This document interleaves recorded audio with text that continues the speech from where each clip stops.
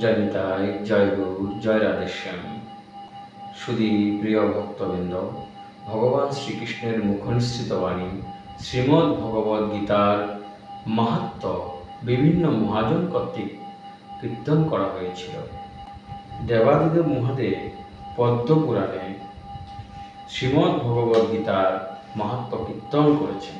পদ্মপুরাণে দেবাদিদেব মহাদেব শ্রীমদ্ ভগবদ্ গীতার মহিমা কীর্তন প্রথম অধ্যায়। পার্বতী দেবী বললেন, হে প্রভু, সকল অপার্থিব সত্য আপনার অবগত এবং আপনার কৃপায় আমি লীলা পুরুষোত্তম ভগবান শ্রীকৃষ্ণের মহিমা শ্রবণ করেছি। হে ভগবান, এখন আমি আপনার কাছে যা শ্রবণ করলে ভগবান কৃষ্ণের প্রতি ভক্তি বৃদ্ধি পায়, শ্রীকৃষ্ণের মুখনিসৃত সেই শ্রীমদ্ ভগবদ্ গীতা মাহাত্ম্য শ্রবণে অভিলাষী। শ্রী শিব বললেন, জলদ মেঘবর্ণ যার রূপ, পক্ষীরাজ গরুর যার বাহন, অনন্ত শেষ যার সজ্জা, সেই অপার মহিমামণ্ডিত ভগবান বিষ্ণুকে আমি সর্বদা উপাসনা করি। প্রিয় পার্বতী, একদা মূঢ়দৈত্যকে বধ করার পর ভগবান বিষ্ণু যখন অনন্ত শয্যায় শান্তিতে বিশ্রাম করছিলেন, তখন বিশ্বের সকল ঐশ্বর্য প্রদানকারী লক্ষ্মী তাকে শ্রদ্ধার সঙ্গে জিজ্ঞাসা করলেন, ভগবান, আপনি সারা বিশ্বের ধারক ও বাহক হয়েও এই ক্ষীর সমুদ্রে অস্বাচ্ছন্দ্যে নিদ্রিত আছেন, এর কারণ কি? ভগবান বিষ্ণু উত্তর দিলেন, প্রিয় লক্ষ্মী, আমি নিদ্রামগ্ন নই। আমার শক্তি কেমন বিস্ময়করভাবে কাজ করছে আমি সেটাই পর্যবেক্ষণ করছি। আমার এই বিস্ময়কর শক্তি দ্বারাই আমি সব কিছু নিয়ন্ত্রণ করছি, তথাপি আমি স্বতন্ত্র। আমার এই দিব্য কার্যকলাপ স্মরণ করে বড় বড় ভক্ত ও যোগীরা জন্ম মৃত্যুর চক্র থেকে নিজেদেরকে মুক্ত করতে সক্ষম হন এবং আমার নিত্য চিন্ময় প্রকৃতি প্রাপ্ত হন। লক্ষ্মী বললেন, হে সর্বনিয়ামক, আপনি মহান যোগীদের ধ্যানের লক্ষ্য। আপনাকে বাদ দিয়ে কিছুই চলতে পারে না, তৎসত্ত্বেও আপনি স্বতন্ত্র। আপনি এই জড়জগতের সব কিছুর সৃষ্টি, স্থিতি ও ধ্বংসের কারণ। যে শক্তির জন্য আপনিও এখানে শায়িত অবস্থায় ধ্যানমগ্ন, আপনার সেই অতি আকর্ষণীয় বিস্ময়কর শক্তির কার্যাবলী সম্বন্ধে দয়া করে আমাকে অবগত করান। ভগবান বিষ্ণু বললেন, প্রিয় লক্ষ্মী, আমার সেবায় যার প্রবণতা আছে সেই আমার বহুবিধ কর্মশক্তি এবং কিভাবে এই জন্ম মৃত্যুর বন্ধন থেকে মুক্ত হয়ে বিশুদ্ধ বুদ্ধি দ্বারা আমার নিত্য প্রকৃতির সম্বন্ধে জানা যায় তা উপলব্ধি করতে পারে। শ্রীমদ্ ভগবদ্ গীতায় এই দিব্যজ্ঞানের কথা বিশদভাবে ব্যাখ্যা করা হয়েছে।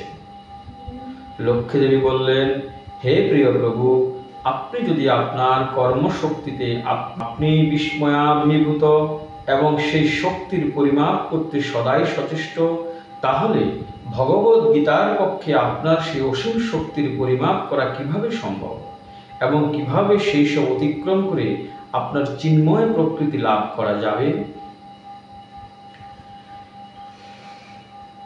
ভগবান বিষ্ণু বললেন, আমি নিজেই ভগবদ্ গীতার রূপে প্রকাশিত হয়েছি। গীতার প্রথম 5টি অধ্যায় আমার 5টি মস্তক, পরের 10টি অধ্যায় আমার 10টি বাহু এবং ষোড়শ অধ্যায়টি আমার উদর এবং শেষ 2টি অধ্যায় হলো আমার চরণ। এইভাবে ভগবদ্ গীতার বিগ্রহকে বুঝতে হবে। ভগবদ্ গীতা হলো সর্বপাপনাশক। কোনো বুদ্ধিমান ব্যক্তি যদি প্রতিদিন গীতার একটি অধ্যায় বা একটি শ্লোক, অর্ধ শ্লোক বা অন্তত পক্ষে 1/4 শ্লোক আবৃত্তি করে, তবে তার সুশর্মার মতো একই গতি হবে। লক্ষ্মীদেবী জিজ্ঞাসা করলেন, সুশর্মা কে ছিল? সে কোন শ্রেণীর অন্তর্গত এবং তার গতি কি হয়েছিল? ভগবান বিষ্ণু বললেন, প্রিয় লক্ষ্মী, সে একজন অতি দুষ্ট ও খুবই পাপী লোক। সে একটি ব্রাহ্মণ পরিবারে জন্মালেও সেই পরিবারের কারো কোনো বৈদিক জ্ঞান ছিল না। অন্যকে আঘাত করে সে শুধু আনন্দ পেত। সে কখনোই আমার নাম জপ করত না। কোনো দান ধ্যান বা কোনো অতিথির সৎকার করত না।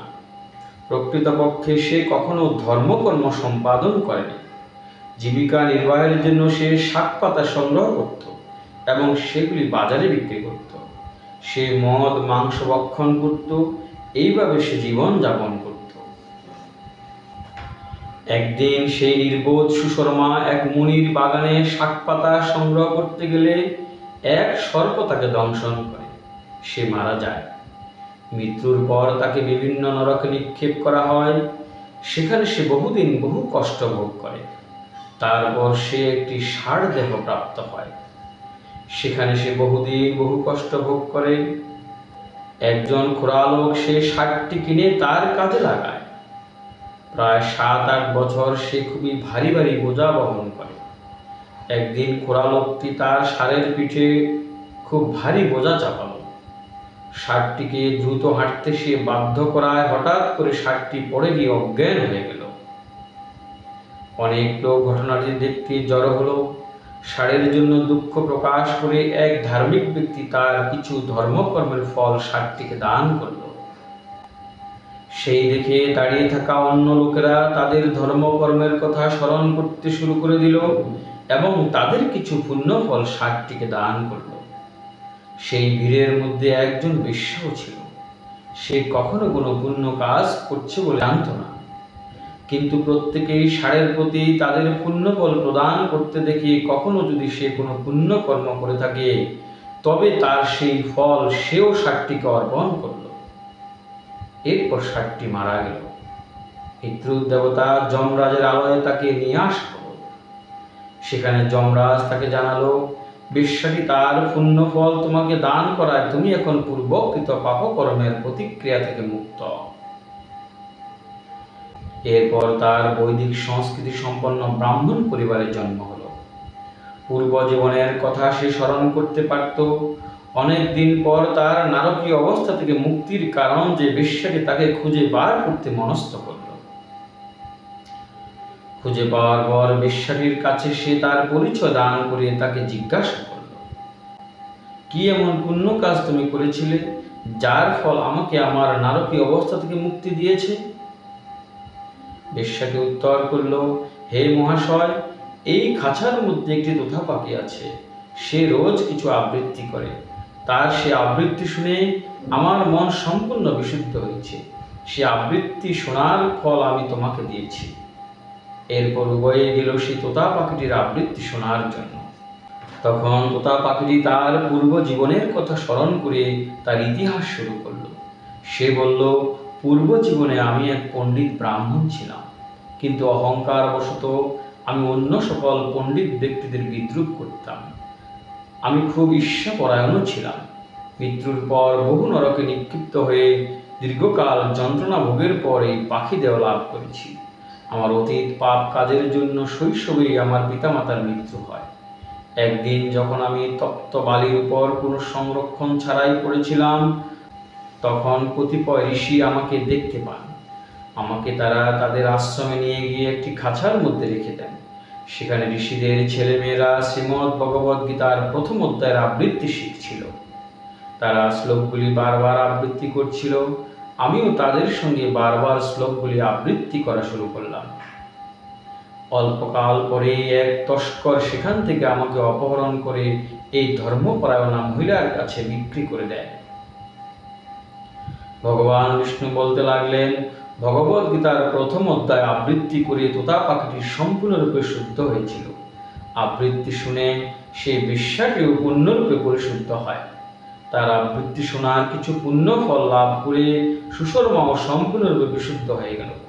কিছুকাল ভগবদ্ গীতার প্রথম অধ্যায়ের মাহাত্ম্য আলোচনার পর সুশর্মা নিজ গৃহে প্রত্যাবর্তন করল এবং তারা 3 জন ব্যক্তিগতভাবে শ্রীমদ্ ভগবদ্ গীতার প্রথম অধ্যায়ের আবৃত্তিতে রত হল। শীঘ্রই তারা পরমধাম বৈকুণ্ঠে পৌঁছে গেল। যে কেউ ভগবদ্ গীতার প্রথম অধ্যায়ের আবৃত্তিকরণ, শ্রবণ বা অধ্যয়ন করে অনায়াসেই সে এই জড় দুঃখপূর্ণ ভবসাগর অতিক্রম করে ভগবান শ্রীকৃষ্ণের শ্রীপাদ পদ্ম সেবা লাভ করে। হরি বল, হরি ওম তৎসৎ।